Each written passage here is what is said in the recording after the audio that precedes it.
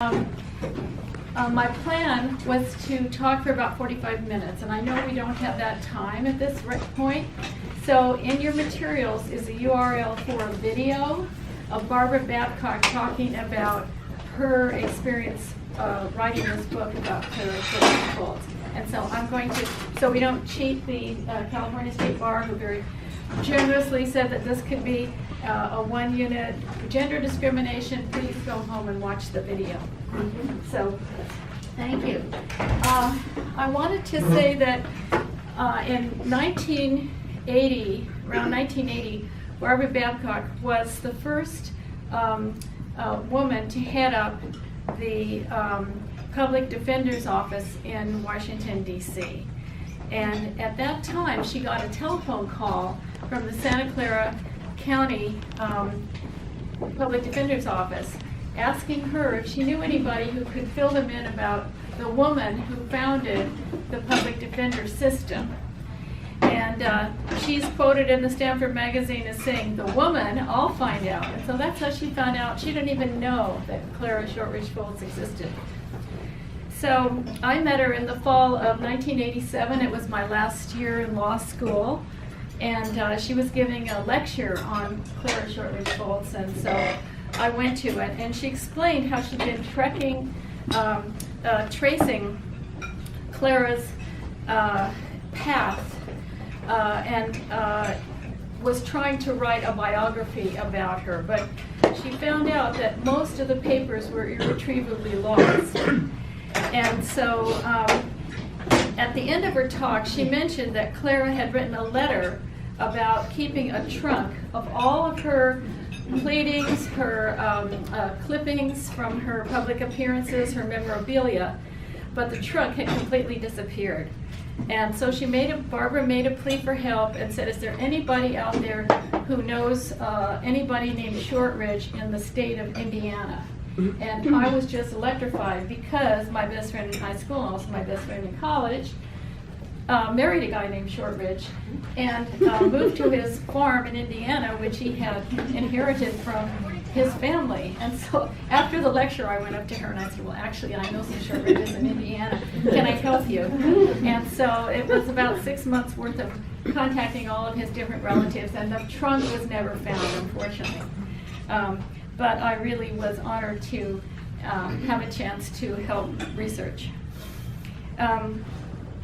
Clara Foltz was the first woman admitted to the California Bar in 1878. I'm going to tell you a little bit more about that later. She advocated for the concept of the Public Defender's Office at the 1893 World's Fair. And she was the first female deputy district attorney in Los Angeles. And later, she ran for governor at the age of 81. So Barbara Babcock did write a book called Woman Lawyer, The Trials of Clara Foltz. And I'm going to just pass this book around. Don't get any food on it, you guys. And I want it back. And you'll see that there's an inscription for Barbara Babcock at the front of the book, which I treasure very much. And I'm going to start right here. Thank you, Jen. So,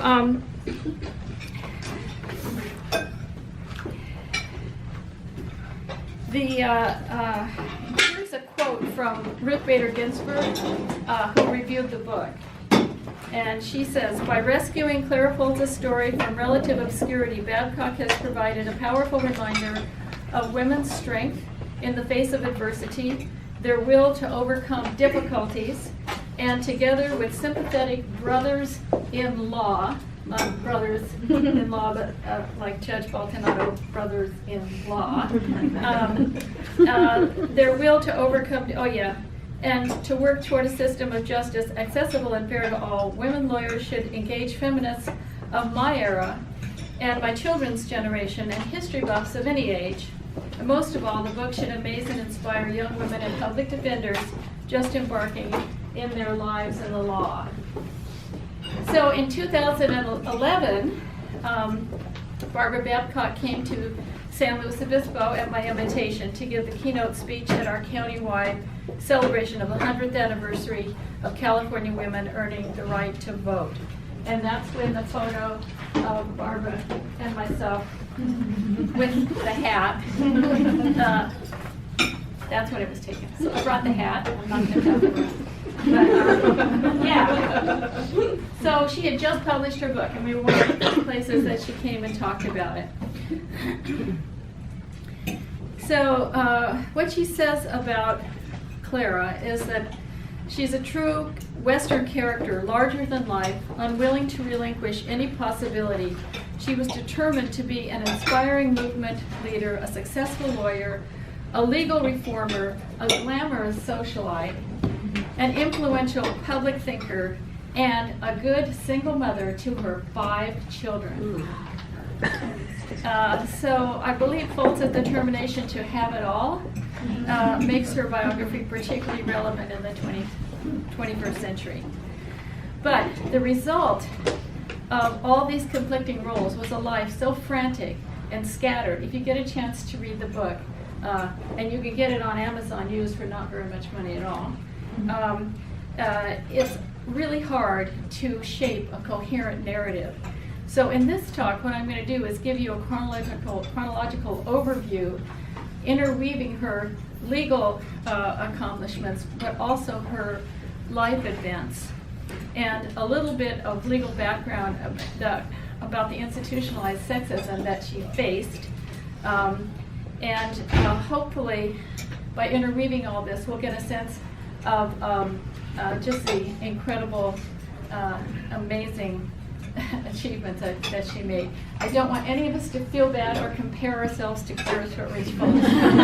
But we're all here today, all of us who are women lawyers are here today, and able to practice our profession because of what she did. So I'm going to give you a timeline.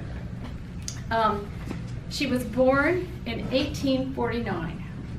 Her father was a lawyer and a minister, and the doctrine of coverture prevailed at that time. Those of you who studied, remember your real property. Blackstone described the doctrine of coverture as such: by marriage, the husband and wife are one person in law.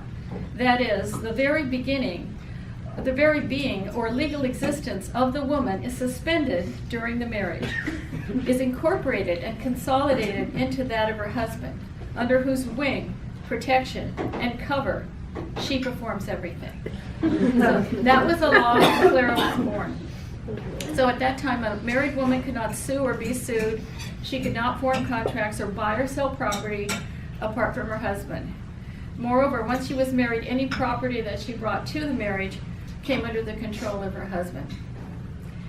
So in 1850, the California Married Women's Property Act passed, granting married women the right to own separate property. Women already had a right to community property because California was of Spanish heritage. But prior to the law being passed, only husbands had the right to control the use or sale of wives' property. So in 1864, Clara was 15 years old, and she heard Lucy Stone speak in favor of women's rights. Lucy Stone's another incredible feminist character there. So at 15, she then eloped with a man named Jeremiah Foltz.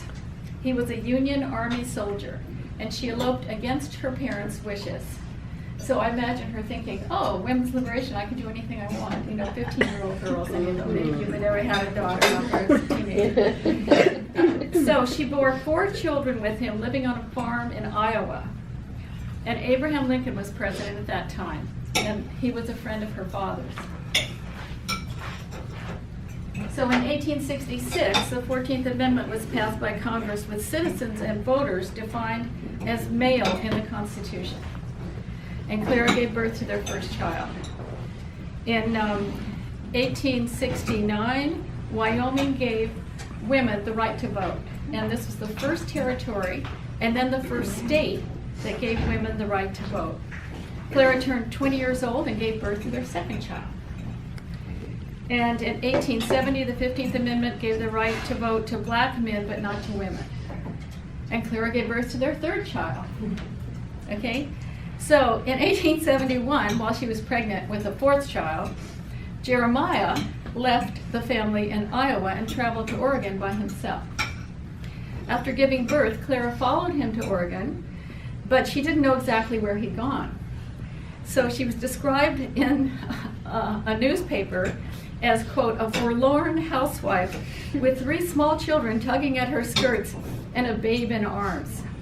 She placed an ad in the paper to find her husband, and she found him in Salem, Oregon, and they reunited, and her parents and brothers moved to Salem, Oregon to be with her. She worked as a seamstress, but she could not earn enough money to keep up with her unemployed husband's debts. So when the sheriff seized her sewing machine to pay for Jeremiah's debts, she represented herself in court, successfully arguing that it was a tool for her trade, which she needed to support herself and her children. And she won. So this was her first taste of the courtroom. In 1873, Bradwell versus State of Illinois, the U.S. Supreme Court ruled that a state had the right to exclude a married woman from practicing law. In 1874, Clara and her husband and children and her parents and brothers moved to San Jose, where her father had a preaching job. In 1876, she gave birth to their 5th child, Virginia, and she struggled to raise these 5 children without the financial support of her husband. Her mother looked after the 5 children, so Clara could work as a seamstress. But these traditionally female jobs never brought in enough money, and she needed to find a better way to earn an income. So essentially, her father was supporting them. He was the lawyer, and he was supporting her and her 5 children. So the next year, in 1877, she decided to become a lawyer like her father, even though she knew that only men had the legal right to practice law. She started giving public lectures on women's suffrage and studying the law with her father and his partner. So the next year, 1878, during the Constitutional Convention in California that was in progress, Clara wrote and proposed the Woman Lawyers Bill. It substituted only a few words in the existing statute to give women and people of any ethnicity the right to practice law. The law read, any white male of this state, and then it goes on to say, can practice law if they qualify. And she just aced out white male and put in the words citizen or person of this state. Okay, citizen or person, so someone who possibly wasn't a citizen. It's still in the California Constitution, by the way. A male ally in the state Senate proposed the bill, and it passed, and then it passed the Assembly by 2 votes, but it had to, in order to become law, the governor had to sign it by midnight. And Foltz describes breaking through a crowd of men into the governor's chamber where he's signing bills. And according to her memoirs, and this is quoting her as her memory of how it happened, undaunted, though hesitatingly, I said, "Governor, won't you please sign the Women Lawyers Bill?" He fished it out of a pile of rejected legislation and answered, "This bill to entitle women to practice law is wise and just, and I take great pleasure in signing it." And just after he signed it, Clara wrote, "The clock struck 12. You got it. So in the same year, 1878, Jeremiah deserted the family and moved to Oregon for another woman. And I have to say that when you think about Jeremiah, he has no history. Barbara Babcock has gone to great length to try to find out who is this guy. And all we know is he was a Union soldier. He deserted his wife, and then later his second wife collected a pension. But I can't but help feel sorry for him. He could never get a job. He was like a low-functioning person, and he was married to this dynamo. Anyway, so he left. So after he left, in September of 1878, Clara passed the bar examination, and she was the first woman admitted to the California bar, and the first female lawyer on the entire west coast of the United States. She moved to San Francisco, leaving her children with her parents in San Jose. Now, in 1879, a law was enacted to allow qualified female attorneys to practice in any federal court in the United States. And Belva Lockwood was the first woman admitted to practice before